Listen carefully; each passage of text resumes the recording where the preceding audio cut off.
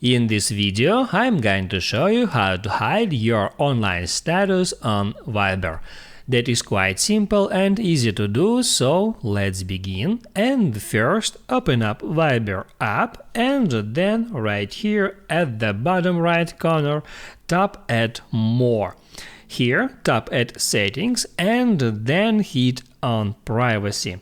And after that, all you have to do in order to hide your online status on Viber is just hit at that switcher to toggle this feature off. This feature calls Share Online Status, and once you disable this feature, nobody is able to see your online status anymore, and also you are not able to see online status of other people on Viber. Keep in mind that you can change this feature once in 24 hours. If this video helped you out, don't forget to like and subscribe.